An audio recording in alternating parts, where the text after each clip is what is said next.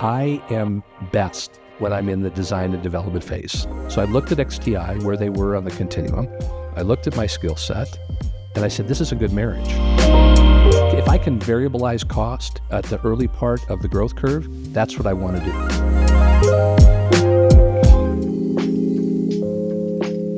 Welcome to Decision Points. I'm Doug Hudson. I'm Scott Wood. Welcome Scott Pomeroy, Chairman and CEO of XTI Aerospace. Thanks, Doug. Thanks, Scott. Great to be Glad you're here. What's up? Thanks for coming from Colorado. Glad I made it.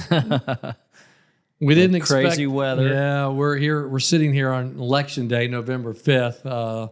This won't release for a little while, but we had some storms last night. You had a little trouble getting in? We did. Snow on the Denver side, rain and wind in Dallas made for a difficult trip, but we got here. Is that the first big snow? Well, it really wasn't a big snow. It was just, You just had some. we just had a little bit. Yeah. Yeah. It's late for us. We normally are seeing first snow in October. So it's been an Indian summer for sure. Yeah. Well, that's what we're saying here. I mean, normally we are not. This is like April, May kind of weather for North Texas, and here we are getting it in November. Today's like the coolest day we've probably had, and it's November 5th, so it's taken a while to get here. Yeah, I've had occasion to be in Dallas several times over the summer and fall, and it's just been brutal. Yeah. And it was noticeably different today. That's called normal, baby. I know. I'm told that. Yes. Right, so. I always tell people our winter is July and August, or July 15th to September 15th is our winter. You don't want to be here. You don't want to be here. You don't want to be outside. It's just miserable. But the rest of the year, Very similar. nice. I spent a few years living in the Scottsdale area. And it's real similar, right? Yeah. You just don't. We called it reverse winter. It is reverse winter. You just never see your neighbors. Now the reverse winter lasts longer in the Phoenix Scottsdale area. And as a matter of fact, Halloween is when we start to see our neighbors again. Hadn't seen them for months. Mm-hmm. Makes sense. Real briefly, what is XTI Aerospace? What do y'all do? So XTI Aerospace is a company that's designing, developing, and ultimately manufacturing an aircraft that's a vertical takeoff and landing, state-of-the-art, really historical, transformative aircraft that can fly fast and far, but yet take off and land like a helicopter. Extraordinary type of an aircraft, revolutionary in many ways, and has the excitement of employees, customers, investors alike. So it's been a lot of fun. When we talked a month or so ago, I love, Scott, the analogy when you are asked who's the potential customer for this. Walk me through that. You have a great visual for the person who has to go from here to there. I'm trying not to.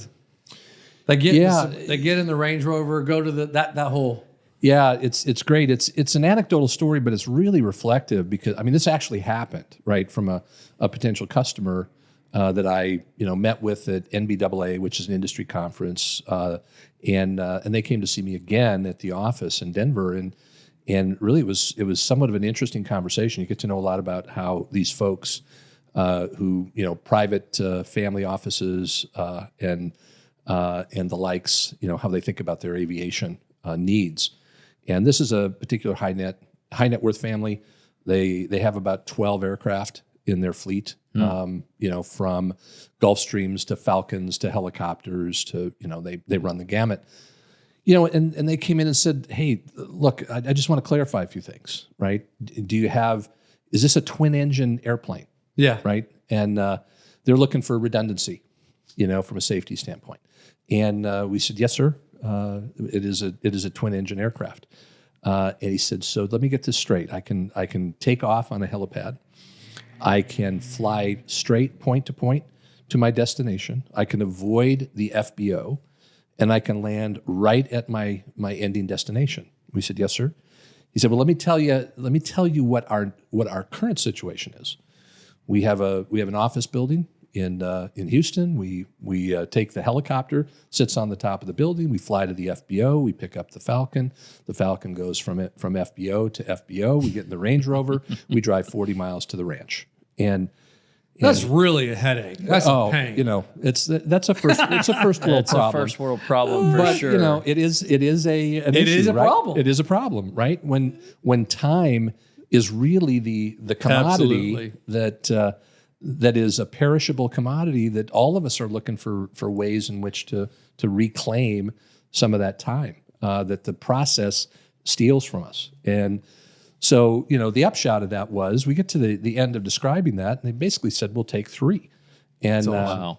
And the whole objective is to replace the helicopter fleet that they have, because, they look at it from performance standpoint, cost, and maybe most importantly, safety. Yeah. Right. Because a helicopter, while it's exciting, it's interesting, it's got great utility for certain things, I don't think anybody can argue it's a safer air vehicle than, say, a fixed wing airplane. So when you can perform superior to a helicopter and have the same flexibility, Correct. It really gets people's, they take note. It's awesome. All right, I wanted to get whet our appetites a little bit because I know that's good because I already got 1,000 questions. So. So put a placeholder in all those. Let's start. We call this decision points because there's certain times in our life we touch the hot stove and we think we'll never do that again, or we'll always do that. Where are you from? What was your childhood like? Any decision points that were intersections for you growing up? Sure. Probably lots of decision points, right? Inflection points that you go through. But originally from the Twin Cities, I grew up in Minneapolis, St. Paul. My father was a turnaround specialist for Carl Pohlad and his team, and in the Twin City area, he was in the bottling business. So he was, most of my recollection of my father as a kid was the airport. We were dropping him off or picking him up because he was managing multiple plants across the country. This was back in the true conglomerate days, and they were rolling up a number of different industries, and bottling was one of them. Back in the days before co-ops, right? Each of the bottling plants actually manufactured their own product at that time, and he was a Pepsi-Cola kid. So I grew up with Coke as the enemy, and those are some wars that you get in the middle of, and you never forget them, right? Because it was to say For your dad, the greatest day in his life had to be the day Coke debuted New Coke. Oh, that had to be. Yeah, y'all celebrated at the house that day. Oh yeah, he was like, I can't believe they did this. But it was funny because he would routinely, he knew all the customers in the Minneapolis area, so he would show up in the restaurant and he would just test to see. He'd order a Pepsi and they'd come to the table and they'd go, do you want a Coke? We use that term generically, right? And he would chastise these kids that and say, you don't have Coke. I know you don't have Coke, and don't ever say that again. So I learned at an early age, those wars. But anyway, that whole dynamic took us to the Southwest, and he was running a Pepsi-Cola plant in Minneapolis, a 7-Up plant in Houston, and an RC Cola plant in Albuquerque. The family story, I guess, the first decision point, if you will. Was he took my mother to Houston on a house hunting trip because basically Carl said, I don't care where you go, but you need to move from Minneapolis. Things are stable here. You need to run one from the other to keep you on the road less. That was the goal. And so he took my mother to Houston, and they did a house hunting trip, and she decided Albuquerque sight unseen. That's how we ended up. No offense, Houston. No offense, Houston. No, yeah. But wow, that was. She was like, not moving here. No, the problem is they went in July. Yeah. Well, I was going to say where you went too. When you went is a huge. It's a huge deal. Yeah. And so we ended up in Albuquerque, and I. How old were you then? I would have been just entering high school. Okay. And so I went to high school in Albuquerque, graduated, went to the University of New Mexico in Albuquerque, and then started my career at what's now KPMG. Actually, when I started, it was the Big 8, and it was Pete Marwick, Mitchell and Co. So that'll date me just a little bit. But and where'd you start with them? In Albuquerque? In Albuquerque. Okay. Yeah, in Albuquerque.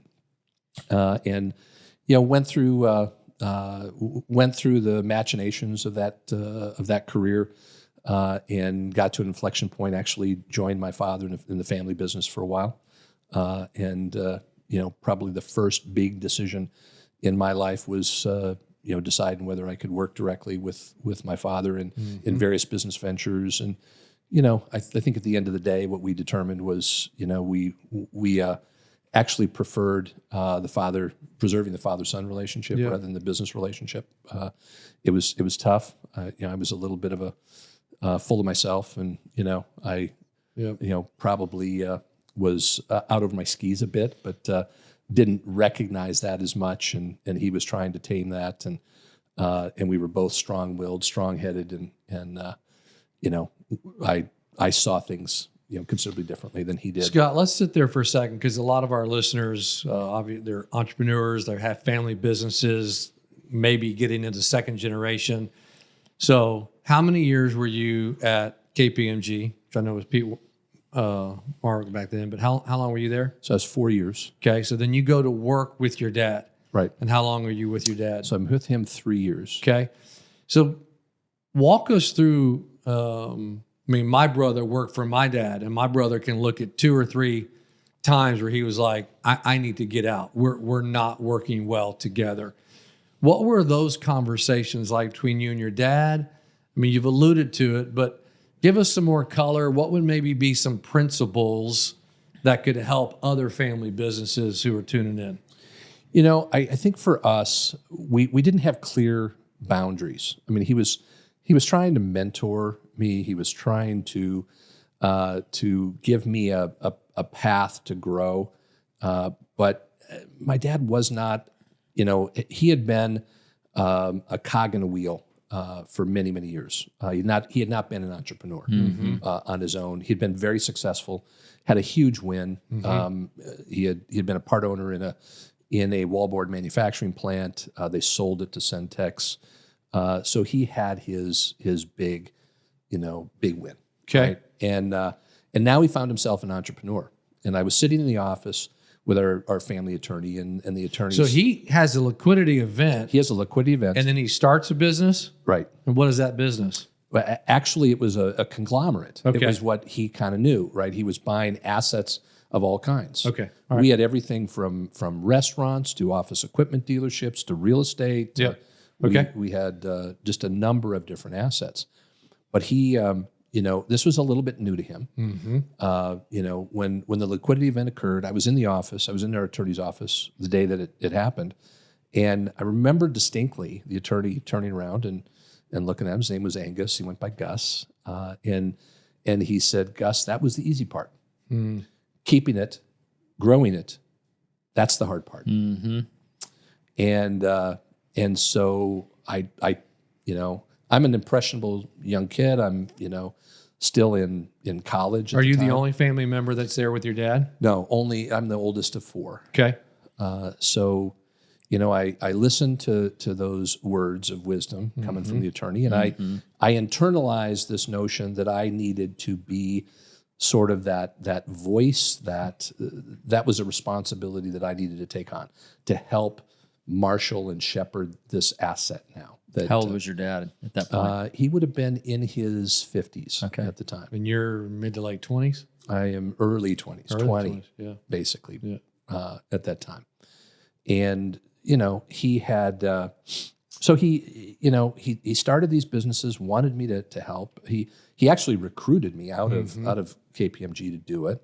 And I think what really happened was a combination of his lack of experience. So he didn't set boundaries, and I exceeded those boundaries. An event, I'll never forget this particular story, but in one of our office equipment dealerships, we had a particular employee that wasn't performing, and he was complaining about it. And my style or tendency is, I don't complain about it, I execute. Right. So let's go eliminate the problem. Eliminate the problem. And quick to fire. Yeah. Slow to hire. I was adopting that principle before I even understood it. Yes. And so he he actually it'd been a series of months where he had been complaining, and he left town, and so I took it upon myself to fire her. And I have never seen him so angry because I usurped from him the right that he believed he had, which I'm not sure whether that was to fire her or just to keep complaining about it. I'm not sure what his goal was at the time, but and that was just one example. But the the root cause of that was we just didn't have a good, clear delineation. I don't know that happens in all family offices where the patriarch is much more entrenched in the business. They've built it, they've run it. It's clear who's in charge. And my dad allowed some of that to seep in, and I probably wasn't ready for that, to be honest. And I think that's a mistake. I see I see family offices that I have the opportunity to interface with, where they actually take the kids and they send them off to forge their path on their own. Really learn who you are. What are your strengths? What are your superpowers as an individual? We all have them. We all have weaknesses too. Figure that out before you enter the family business, because everybody's watching, right? And you either advance through merit, or you advance through familial ties and relationships. The latter is a problem to the rest of the organization if you haven't earned that right. And so I probably, I'm not sure I learned that lesson in that moment as much as on the look back and with additional interactions I've had. I just see the wisdom in that to really have those that are going to inherit this business over time. Have them prove themselves in other environments, but not even just prove yourself. Really learn who you are and what are your strengths. So well said. So as we transition from there, I do need this detail. Did you all come to this mutually? Did he say, Scott, I love you, you're my son, get out? Or did you say, Dad, I love you, I need to get out? How'd that go down? It was more the latter. Yeah. I sat down and said, Dad, I love you. I want this. I don't want this to continue to come between us. And it was challenging enough. These dynamics, and I said I need to leave. It's interesting. I'm not an expert on that. There are a lot of people who are on family businesses. My brother had to go to my dad and say, I need to get out.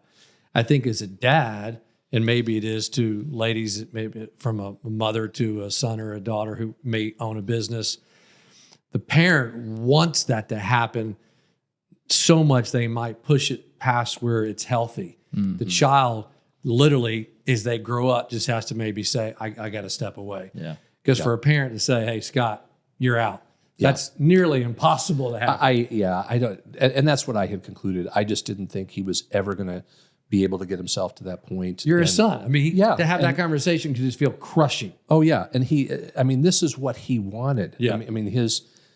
He was always a legacy-minded individual. What he left for his kids, that was defining. That was identity for him. And so I knew he would never make the move that needed to be made. Yep. Set those boundaries. All right. So what's next for you? So, once I was on the open market again, frankly, KPMG learned I was on the open market and they came after me again. So I actually rejoined the firm. Okay. I did something that very, very few people do in public accounting, and that is leave, get some real world experience, and go back. Made me a much better accountant for KPMG when I did. I think the managing partner of the office inherently knew that would be the case. So they actually recruited me pretty hard to come back, and I literally got right back on the partner track, like there was no hiccup at all, and so and I was a profoundly better professional. Sure. That had that experience that my colleagues just didn't. Yep. And so I advanced, and then got to the point where I had that proverbial fork in the road decision. And am I going to make this a profession, or am I going to do something distinctly different and go out on my own, so to speak, in a more entrepreneurial environment and world? And approached a partner at the firm that I really, I really respected, and sat down with him, and really was mentored well. Essentially the partner took me through what I would be giving up. He wanted me to understand what I would be giving up if I walked away, and he was real candid with me. I mean, that profession is a little bit, they keep it somewhat hazy from you. It's an up and out type profession. Very small percentage actually make it to partner, and a massive attrition rate that goes on, but it's by design. And he wanted me to know you have been identified as partner material. You will have a partnership slot if you so desire. Here's what you'll give up, but I want you to have that to make a good decision for you. So I really appreciated that, because at those seminal moments in your life where you have to make a big decision like that, having transparency and full information is really critical to make a good decision. And so I made the decision to walk away with full understanding of what the alternative was. Let's talk about that decision for a second, because my guess is, it's the known versus the unknown. Like, you had a pretty known path, right? And it's pretty scripted at a firm like KPMG, right? Like, it's very systematic. There is some opaqueness to how they do it all, but you knew what was ahead of you, versus I have no idea what's going to happen over here, behind door number 2. Yeah. And how old were you at that point? 30-ish? I would have been, late 20s, 30. Yeah. So you're in some ways you're walking away from a very secure, professional, if people on the outside looking in would be like, are you crazy? So walk us through kind of what you were thinking. Yeah, no, you're exactly right. And that was the decision-making framework that I was using. And it's exactly how I thought. And, as I sat and talked to others, and, talked to my wife, and, we really processed through all this. My path to partnership was through Houston. So Houston, again, reemerged in my life. That probably had less of an impact on it, but that was a move out of Albuquerque was going to be required to realize that ultimate goal. But and at this point, you're hell bent. You're not moving to Houston. So your mom said no. Sounds like your wife said no. You're not moving to Houston. It's. By the way, I love Houston. Yeah, sure, whatever. To visit. Yeah. Only in February. And it's unfair for me to say I would never do it, because I really don't know. Right. But more importantly, though, as I was going through that decision-making process, there were 2 things probably that I'd point out. I had been taught, counseled, mentored along the way that a really good idea is to establish a personal board of directors, right? So or the moral equivalent thereof, right? A group of men or women that know you well, right, and can help you process these decision-making points. And I've done that better and worse at times in my life. At that time, I had some people in my life that knew me well, that could validate or invalidate some of my thinking. And I took advantage of that. And I went through a process of, who am I? What are my strengths? So I juxtaposed the opportunity against what gives me energy? What is it that I really thrive? What environments do I thrive in? And when I got really honest about it, it was less about the known and the unknown and more about, for me, right? I am energized. I knew at KPMG, I loved my clients. I loved the strategy. I loved sitting down with them and thinking through their business. And when I was honest, I hated the work. Yeah. Right? And it was like, but this is the ticket to I got to do the work, right? And it was an epiphany moment. I was sitting in my office. I had 11 or 12 open engagements. Back in the day, we used to have green binders, they called them. And there were stacks waist high of 11 or 12 green binders all over the office and all around my office. And I found myself asking the question, why am I unable to close these? Why do I have this much noise in my office? And when I was honest, I said, it's because I don't really enjoy what I'm wanna doing. do it. I don't want to do it. And so, those became, Yep. part of the Yep. answer. And I embraced the unknown and said, I'm much more entrepreneurial. I'm much more strategic. I really, the idea of doing the same thing with slight derivation, but roughly the same thing Over and over again for the next 20 years or 30 years, felt a little bit overwhelming to me. And I said, I'm going to take this chance. I had an opportunity that had been presented to me. It was to be the CFO of a company over in Phoenix. And it was in the food manufacturing space. I didn't know anything about it. And basically the job was offered to me because of this mentor partner of mine. They really wanted him to take the job. He was anchored in Albuquerque, really couldn't break away. His wife had her own firm there, and they just didn't have life circumstances that would allow him to.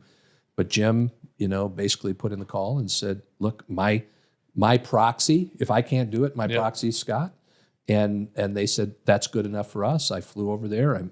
I met the owner, and he said, if you want it, this is yours. And so it was exciting. It was unknown. I remember Jim looking at me going and saying, Scott, I have no idea where this will go.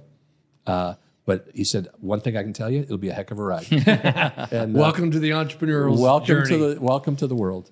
So you go and do that? So I go and do that. Walk us through. So hang on one second. So how did you mentioned earlier superpowers and, giftedness, and giftedness is my word, but you said superpowers earlier. At 28-ish, that's pretty young to be aware of kind of what your giftedness or your superpower, or, is it the board of advisors that you had around you that helped you discover that about yourself? I think it'd be an overstatement, Scott, to say I understood it well at that time. I don't know that. I don't know that factored in. I can give you a much more, decisive answer today than I could at 28, 29, 30. Well, that's what I was. That's why I brought it up, because I was like, that's really young. Yeah, no, I would be giving false witness if I said, I had it that hardwired. At that time. But I did. I did have a sense that I was going to enjoy the unpacking of this. I didn't find myself panicking. Against the backdrop of something new and dynamic and different than I had been doing before. And I relish the thought of figuring it out. So, and as an entrepreneur, did you mentioned a little bit your dad really wasn't an entrepreneur until late in life. Did you sense you had that in you, or did that again get discovered as you started doing more of the routine? Where's I think as I worked for my dad, I got to compare and contrast a little bit. I really felt like I probably had more of an adventurous spirit than he did. So that started to create a notion of a sense of self, by virtue of that comparison. And then, as I faced the opportunity now to go out on my own, I think that was amplified again. And so, a kernel became a little more of a small flame that said, I think this is really more what I'm about. And so that fed my, all the decision making there. So you go to be the CFO. How long are you there? This really launches your entrepreneurial career. Walk us through what's happening there. And why. So the company was Lewis Foods. Jim Lewis was the proprietor. Interesting guy, smart, capable.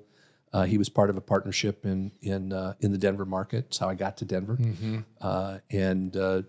Jim was, as part of the partnership in Denver, he was extracting himself from that.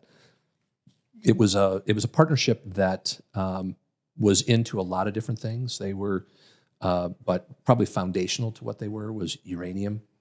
They were de-enriching uranium and uranium traders. So they were in the minerals space, and they had been right time, right place, and made a literal fortune.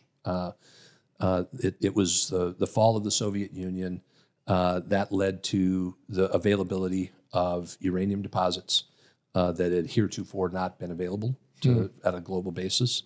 Once they were able to secure some of the Soviet assets, then China followed suit and some other countries. And I think at one point they were touching every uranium deposit that would traverse the planet.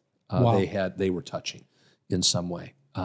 So he and his partners, they were brilliant, and they had created some arbitrage against borrowing money against assets that they didn't own or control, but they were trading, and it was just this fascinating. And I'm always fascinated by financial instruments like that are new and different. And anyway, long story short, Jim was extricating himself from that, looking to he and his partner owned I think it was a third of the Rockies, so they were part of bringing the Colorado Rockies to the Denver market. So they had some serious wealth, and Jim was pulling that wealth out as part of a settlement. The bad news of the whole thing is these guys had never papered a thing. It was all on handshake, and as you can imagine, it grows, it explodes, and there are differences of opinion on how people recall previous conversations. It's why we paper things. So there was a lot of agita, in what was going on there. And I happened to be in Phoenix at the time, and he was feeding me, $1 million to $3 million payments at a time, as he's being granted by his partner the right to take certain amounts before we get it papered, and he's building an empire in the food space. And I sat down with him one day and said, okay, tell me the strategy. And he said, where I think we really struck it rich, so to speak, in uranium, was we took a really unsophisticated industry and brought a level of sophistication to it. That's really the secret sauce. He said, I want to do the same thing in the food industry. He said, there are too many bites at the apple, so to speak, literally or figuratively, and too much margin leakage every step of the way. And I can do both a vertical and horizontal integration of this. And I said, hey, I'm up for that. I think this is great. And so we started acquiring assets. He had a couple already that he owned when I joined him.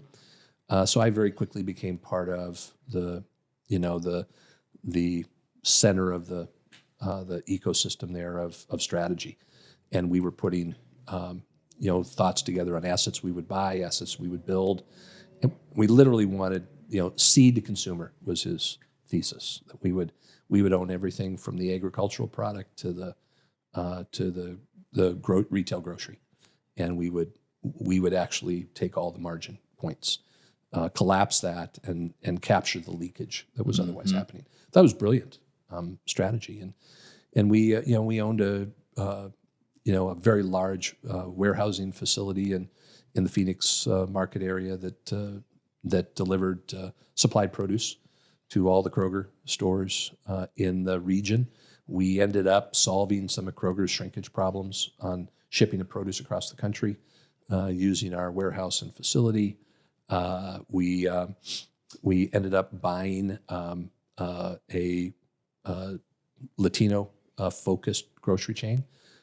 We owned sales and marketing organizations on the border in Nogales. That turned us into financiers for growers in Mexico. So I could probably take the rest of the time we have here just telling you stories from going down to Mexico and talking to our growers that we would finance, and they would be contractually obligated for the produce back to us. We would take it at the border, put it in our warehouses, and then ship it nationally with a massive sales force that sold across the country. And so those are just a few of the assets. So the strategy worked. Strategy is working, and we then had the opportunity to buy a production manufacturing facility in El Paso, Texas, and it was there was a former general manager of the plant that had joined us, and then I started to craft a strategy around the notion that we could actually approach the owner of this facility, which was Pillsbury. They were owned by Diageo Corporation at the time. Pillsbury was owned by Diageo, and then Pillsbury owned the old El Paso brand of products. So it was salsas and refried beans and taco shells and 120 different SKUs out of the facility. And it was, the thought was that we would do a co-packing arrangement.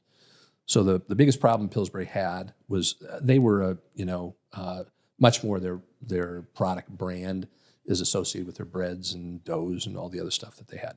By fiat, by policy, they would not co-pack anything in their facilities just because of the proprietary formulations and everything else. Well, they had this as a separate brand, but they were only utilizing about 60% of the production capacity of the facility, maybe 50%. Well, the biggest cost in any manufacturing concern is unutilized or underutilized capacity. So my thought was, why don't we do a co-pack arrangement? You underwrite the variable costs for me of this facility, and I'll buy it, we'll finance it. You contract with me where the price per unit covers all my costs today, but I'm going to drive that price per unit down by filling up the rest of the capacity by bringing like kind product into the facility, and that worked. And so we went to Fleet Bank. Fleet Bank loved it. I told Jim at one point, I think we can get this done with no equity whatsoever. I think this is a Pillsbury bond, and I can finance that bond with debt finance that, and that's what happened. We only had to put enough equity into the deal to pay transaction costs for the deal, and so it was very successful. That led us to, Jim had always wanted to take a company public, and I think for any good finance person, that's probably something that is on your bucket list, right? And so I was all in on that, and so we started down the process. We got the S1 done, and we're powering through. We had lined up another asset in the Denver market that was a manufactured different Mexican brand foods, and it was perfect. We were going to buy the facility, dispose of the physical assets, and ship all the production down to the facility in El Paso. And so everything's firing on all cylinders. And then one day I get a phone call from our friends at Pillsbury, and they're flying down in the Gulf Stream, and they want to meet. And that was interesting. I walked into Jim's office and I said, 3 senior executives from Pillsbury don't get in the corporate jet to come down and give us good news. Yeah, it doesn't sound positive. And so I said, I have no idea what they're going to tell us, but just brace yourself. Brace yourself. Yeah. And so I mean, here we are, probably a month or two away from the S1, getting through the process, and Jim realizing upon, and candidly for me, it was exciting as well. And we're ready for whatever. They land and we sit down and walk in, and the guy said, well, here's the deal. This is not public, but Diageo has just sold Pillsbury to General Mills, and we'll be making it public. But Pillsbury was an EVA shop, so an economic value add. It drove bonuses for the employees. Just as a side note, I've always said, you tell me how executives are bonused in a large corporation, I'll predict behavior. And so this EVA methodology for bonusing these guys is what drove them to sell us the facility in the first place. Right, because EVA is all about utilization of fixed assets. And so if you can get fixed, lower the denominator, right? I improve my percentage. So that's what they did. And they said, and here's the problem, General Mills, they're not an EVA shop, and they don't like the assets being in somebody else's hands. So we're going to buy this back. We're going to pay fair price for it. we're going to come in and do due diligence, and we're going to buy it back. And I ended up with a side note conversation with Jim where I said, I didn't get the idea that they were asking for our vote in this. So I think this is happening, whether we want it or not. And, of course, we're not the size of company that can, that can stand up against that kind of deal. And so we acquiesced, we complied, and ended up selling virtually all of the assets. The one facility we had purchased in the Denver market, we ended up keeping that. They didn't want that. So it was the one thing we had, small operation. Jim said, hey, I'll pay you to sit here and we'll figure out what's next. And I said, with all due respect, Jim, I think this has been a little bit disappointing and that doesn't sound really attractive to me. And so I think I'll move on from here. So that ended that chapter. And how many years was that? That was probably, I want to say 6 or 7 years. And sounds like incredible experience just from a CFO seat, big finance, lots of moving parts. Yeah. Really equipped you for what was next. It absolutely did. Yeah. Every piece, in the middle of it, you can't really see the purpose or the benefit or what have you, but it absolutely did. What are those 1, 2, 3 takeaways? We got CFO, CEO, COOs listening. What are those 1, 2, or 3 takeaways from those 6 or 7 years? I think it was, for me, it was personal. It was personal reflection. It valid. Now I'm starting to understand what it is I like. The creativity behind the financing was cemented for me. This is, figuring out how to take a co-pack contract, turn it into a leverageable asset to finance that and put the pieces together. So I became my own, trainer in treasury. And as a full-rounded CFO, I knew I had the accounting background, but I really needed the treasury background to be a truly rounded CFO, to make myself relevant for the next level. And that was the first stop on that train. And so that was certainly one. I learned to be flexible, and I probably learned that I'm not necessarily going to be comfortable or want to just simply remain as a CFO, right? I took on more executive responsibility and really running some of the operations. So that was another takeaway for me personally, and that is that I think this is an area that is going to be something in the future for me that's going to be important to go beyond. Take my financial lens, because I think the financial lens is always valuable, no matter what seat you sit in. Without question. But if I can do that at the chief executive level and bring that financial lens, that makes me a very valuable choice to be in that role. Yeah. Okay. So where do you go next, and what's You had no idea of this journey. I didn't. This is quite a journey. It is. And so from there, I actually moved on to we're starting to get into the tech bubble and some of those things happening. And so now I'm into technology, and I'm looking at internet startups and different types of companies. I do a little bit of consulting, but I really, what I really find is I stumble across something called a certified capital company, and I was working with Morrison Foerster at the time. They were one of the preeminent shops in Silicon Valley in technology and in funds and venture funds and et cetera. And through one of the consulting things I had, I run across this piece of legislation, and I don't really fully understand it, but I researched it, right? And I went back to Morrison Foerster and I said, hey, this is what I think it says. I think this says that states are using tax revenues from insurance companies to fund venture funds in flyover states that are not the bicoastal states to really help facilitate venture fund investment. And they're doing that by giving tax credits back to these insurance companies and thereby using some of those tax revenues. Insurance companies are taxed in two ways: premium tax and income tax in every state. And so it is the single largest contributor of cap. I mean, we know it's the biggest capital source we have in this country, but they also pay a ton of tax into the state coffers.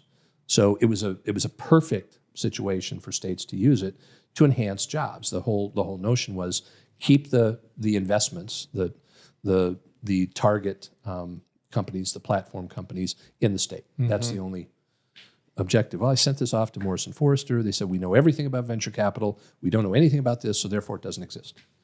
I said, fair enough, but would you look at it anyway? Mm-hmm. And they said, sure, and we'll buy you steak dinner if you're right and we're wrong.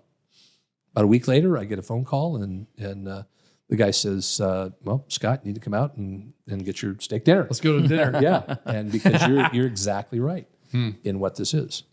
So long story short, I start the process of trying to figure this out. It's a time value of money issue because it's a tax credits, returned to the insurance companies ratably over 10 years, right? So 10%. So if you put $100 million into the fund, the insurance company gets $100 million back, $10 million at a time over 10 years in tax credit for them at the state level. Well, that's all good and fine, but how do I turn that into a financial security that the insurance companies will actually invest in? A bunch of guys from Bear Stearns had figured it out. They had tied up MBIA as a financial guarantor. They had them under exclusivity, so they wouldn't share anything. I knocked on their door and asked, so I knew they wouldn't, and they had kept it for themselves. One of the keys to this whole thing was that they had turned the whole relationship of LP-GP on its. They turned it upside down. So as the LP, the insurance companies were limited to 20% return. So the GP had an 80% carry in the deal. And that's what incented the GPs to do it.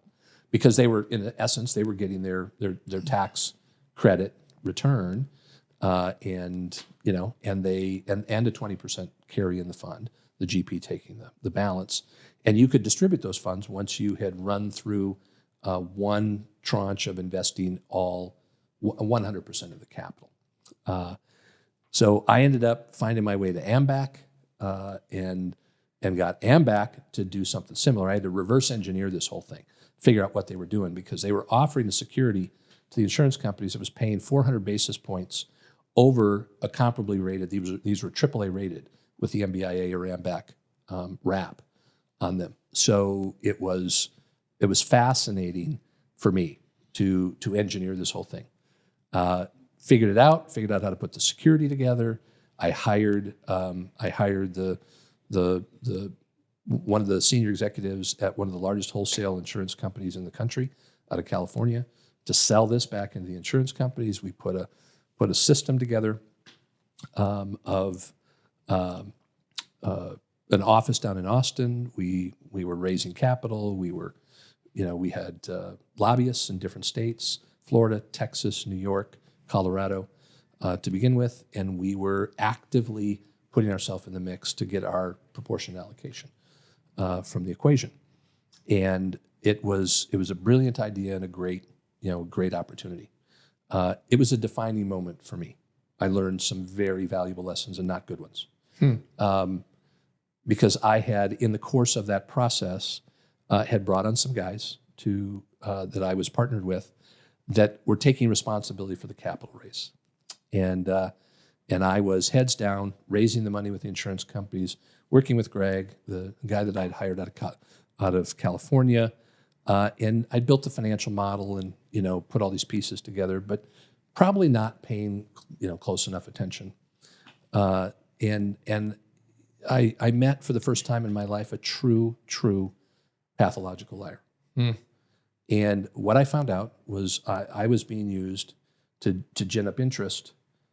My credibility was being used to gin up interest that he would circle back after the fact and extort the funds from these investors. And it was devastating to find out what was going on. And in this essence, what he did was a violation of securities laws and a violation of all of our documents. But he would, after I would pitch the deal, he would circle back and tell the investors who had basically committed verbally that they wanted to write a check. He would go back and say, look, I'm sorry we've closed the round, but I feel terrible about that. I'll sell you some of my securities at that same valuation. Wow.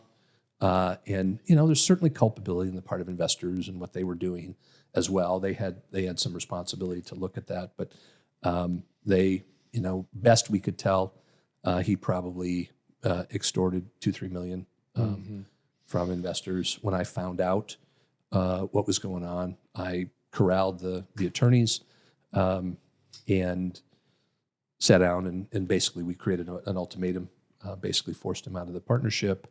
And that was, I had the dubious distinction of having to sit with him in a restaurant in Austin and say, you will either sign this and sign over everything that you've got. It's a complete waiver. And you will walk away and I'll never see you again.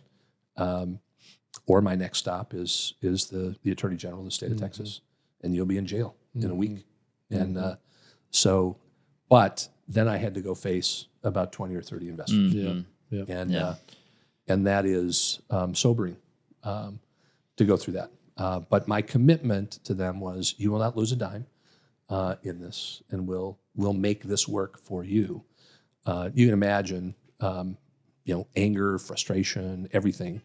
I ended up signing over everything that I had created to them and helped them finalize the creation. The company today exists; it thrives. Everybody, they didn't just make their money back; they did extremely well.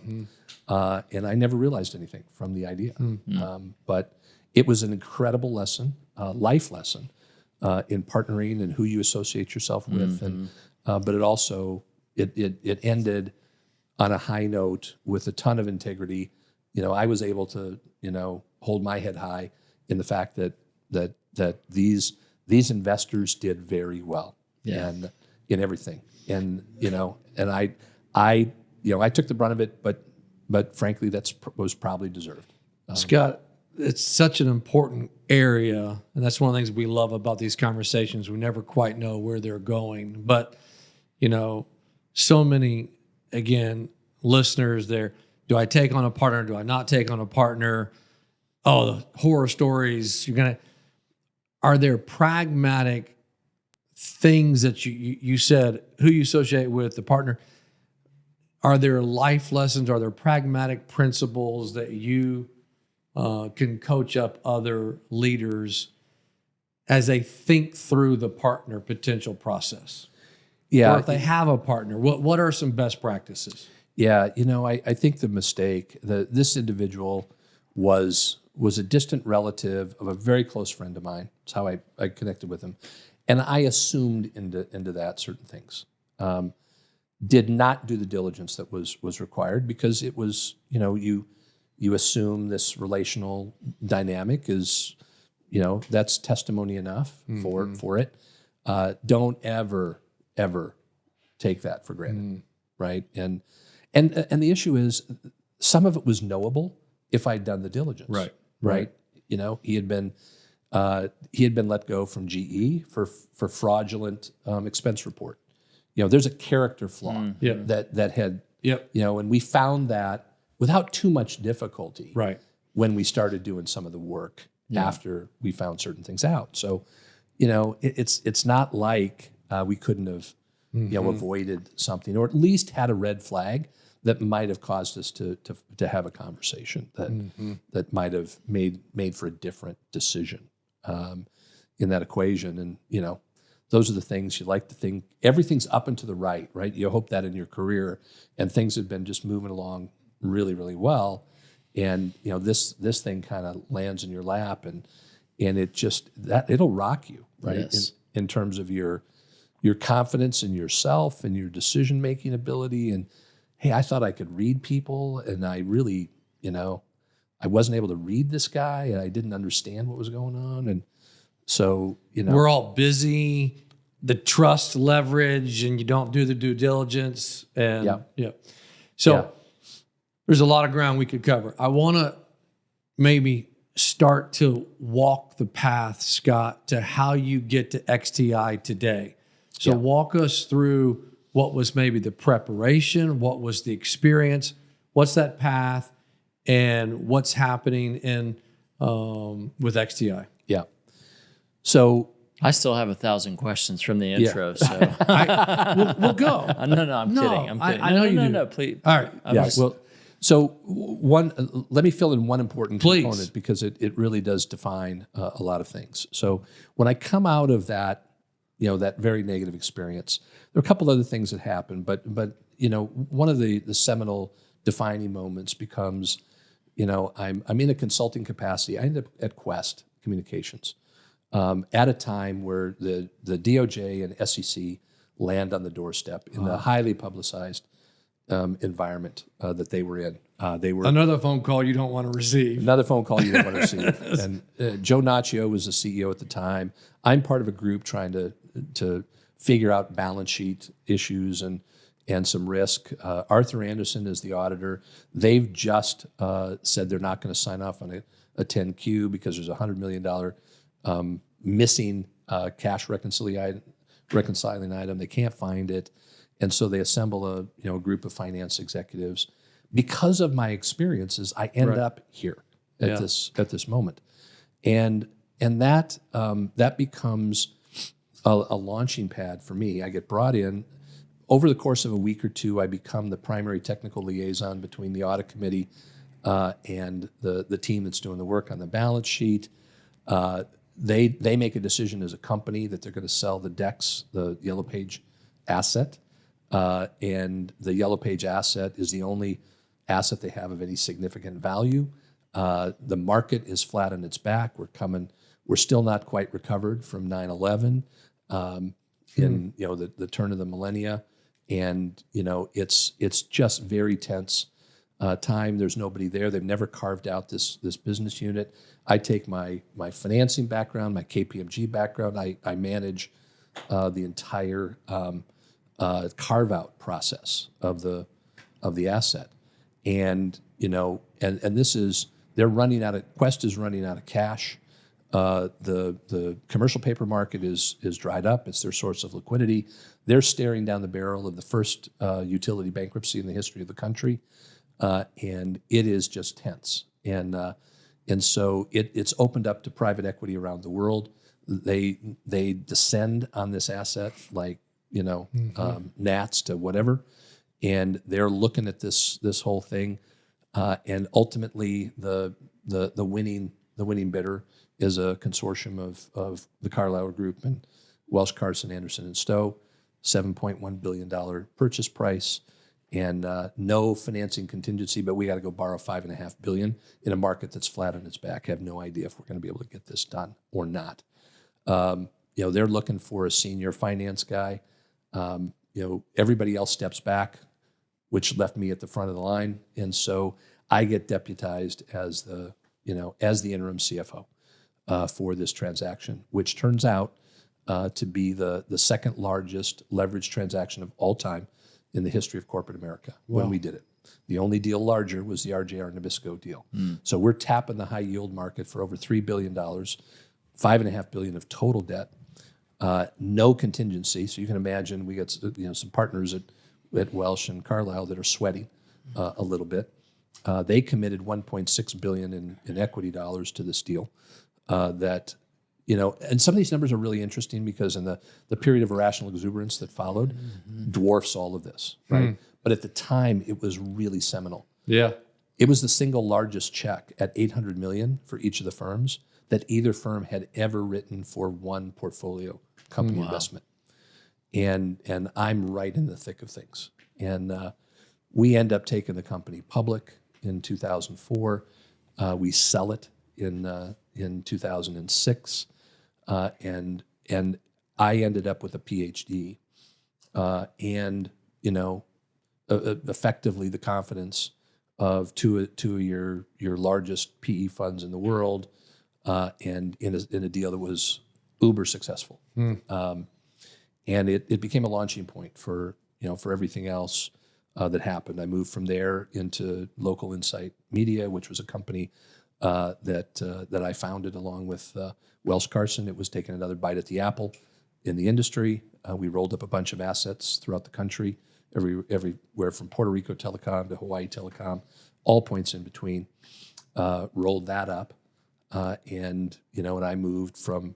That was the big move from CFO to CEO, and I was running the company at that point. Learned a lot more lessons there. Let's pause there. I know.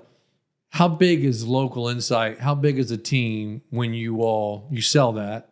When did you sell that? Well, we ended up having to go through a restructure. We were levered, so we got caught in the 2008 global financial crisis. Yep. We had an average purchase price for our assets of about 10.25 times EBITDA. We were levered at about 9.5 times.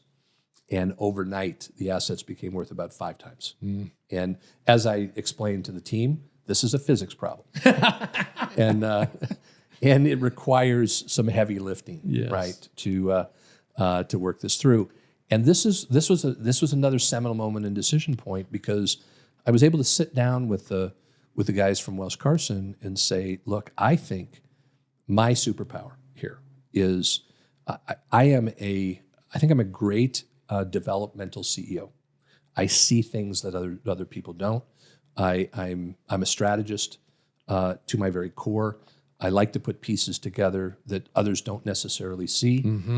And so if you need somebody to wait out this restructure process and take this, clearly evolving industry and take it to the next level, I said, I can't think of anybody better than me. If you want somebody to dismantle this brick by brick and go through a process of flushing out a lot of costs and rationalizing this asset, I said, I can't think of anybody worse than me. And one of those great moments where you sit across the table and the guys from Welsh said, I think we're in violent agreement on both accounts. And so it became a very clear decision then, right? It's time for me to step down and turn this over to somebody else, because you're going to dismantle everything I built for the last 5 years, and then remake it. But I'm not that guy. That's not my superpower. It's not my power. And so this statement, build it or buy it, where do you lean and why? my answer would be yes. Okay. Right? Depending. Okay. Right. So I'm, I'm confronted with that at XTI now. Do you build it or do you buy it? Mm-hmm. And I believe you're almost always going to be better served to buy it at the early point of the curve of the company, where if I can variabilize cost at the early part of the growth curve, that's what I want to do. And building it requires fixed cost, and fixed cost is where you get into trouble, right? Because I've gotten out over my skis. I've built it beyond my capacity to finance, or the revenue growth. So I'm looking to variabilize. The way I variabilize is I outsource or I buy it, right? Mm-hmm. But I don't outsource or buy core competencies. I outsource or buy non-core competencies. I might rent core competencies for a period of time on the early part of the curve, but I build it. I create a situation where I'm going to ultimately build it myself. Mm-hmm. And so those are just seminal, or maybe not seminal, but a framework perspectives on it. You got 1,000 questions. Well, so where's XTI today? So how long ago did you land at XTI? So I landed at XTI about 2 years ago. Okay. And how long has XTI been in business? XTI's been in business since 2014. Okay. And it's gone through a lot of testing. They've completed the conceptual design phase, or into what we call the preliminary design phase, and that gives way to a critical design phase that gives rise to first flight, that gives rise to entry into service, we call it, or manufacturing. And conceptual design took a while because they tested all kinds of different power sources. Is this aircraft capable of being powered by electrical means, battery, hydrogen, hybrid? The answer was no, not for the missional objectives. So when you build an aircraft, the first thing you do is you create performance criteria. What do I want this aircraft to do? That's largely driven by what the market needs it to do, right? And so for us, it was an aircraft that can fly, fast and far. So it's 700 miles of range at 350 miles per hour at up to 25,000 feet in a pressurized cabin. It has a payload of up to 6 people plus a single pilot, and can take off and land vertically and get on the wings and fly fast and far like a fixed wing airplane. And what you found was the alternative power sources just aren't capable of that level of performance. As a matter of fact, they're limited to probably 100 miles per hour, and based on with FAA limitations and reserve requirements, et cetera, less than 100 miles of range. Payload of 2 people. They're really air taxis. Yeah. They're not regional aircraft, right. like we are. So that took a period of time.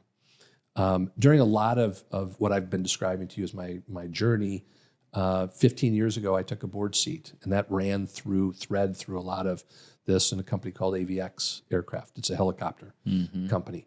So I was cutting my teeth in aerospace through that relationship. Also happened to be the founder of XTI. He was the founder of AVX. And so Dave knew me well. Dave Brody, the founder of XTI. And so he approached me when he needed to make a change in the senior leadership a couple years ago with would I help him? And it was temporary. I said I'd help you get the financing done. But the further along we got, they were shotgunning this. They were looking at, they would talk to any Tom, Dick, and Harry about it. And if I could raise 50 grand here or 100 grand there, I would do it. And I said, look, you're just wasting a ton of energy. Yeah. And we need to focus. And so we focused on a reverse merger into a public shell. It was a little bit of an artificial SPAC is what it was. It was divesting itself of assets. It had some cash, and we had an insatiable appetite for cash. So we backed into that, and that's where we are today. And Dave approached me about taking the permanent job as CEO as we were going through that merger process, and I had to do a lot more reflection, right, and another decision point, and at this point in my career, I'm much more facile with, what is my superpower, right, and I go back to that conversation with Welsh Carson, and I think that was a seminal moment for me where I realized and they realized what I do best, and to have a firm like that ratify what you believe about yourself was really important for me at that point in my career, and it was a validation that said I am best when I'm in the design and development phase. And so I looked at XTI where they were on the continuum. I looked at my skill set, and I said, this is a good marriage. And when I looked at the risk dynamic of the asset, and said, look, you always have execution risk, right? Can you build it? If you build it, can you sell it? What's production risk or design risk? What's marketing risk look like? I felt like those risks were manageable. The real risk, the additional risk, is capital risk, right? It's raising the capital to make this a reality. That's a true, truly potential unicorn company if you can make all these pieces sing and come together. And I looked at my background and the financial engineering. I've kind of always described myself as an entrepreneurial financial engineer that loves strategy and development, and all those pieces were resident with this, and it just made sense. And so I agreed to do it, and I'm having a ball. It's just great. So when is the delivery of the first plane, vehicle, whatever we call this thing, helicopter, whatever you call it? When's the target delivery of the first one? So the guy from Houston that wants 3, like when? So this is CEO prerogative, right? You always want things faster, better, of course, than anybody, right? Of course. My goal is by end of decade, we're delivering the first aircraft. Okay. And the timetable, the toggling of the timetable is a function of the capital. And so, the good news for us is there is a variable nature to our cost structure, in that most of the capital it's for human capital, Right. It's engineers required to do the work to deliver the outcome, and we've got a toggle, to the extent we're more successful or less successful with the capital or the quantum. We dial that up or we dial that down. You always have that question, from good entrepreneurial investors. What's if you had more money, could you go faster? Correct. Right? You always get that question. For us, the answer is almost always yes. We could. Yeah. And so that'll drive everything for us on timing. But provided we can stay on a rational schedule from here to there, that's what I'd like to see. Yeah. We'll be flying sub prototypes, 20%, 60% subscale along the way. So we'll have prototypes flying, but we think we're probably 2.5, 3 years away from the actual aircraft itself test flying. Yeah. We're very active with the FAA. That's not something you don't take an aircraft like this to get to flight and say, hey, by the way, would you guys Hey, kind of come come on check over? it out. You Yeah. got 30 minutes? I need to show you something. Hey, Scott, as we land the plane, and by the way, what do we call this? We call it the Trifan 600. Okay.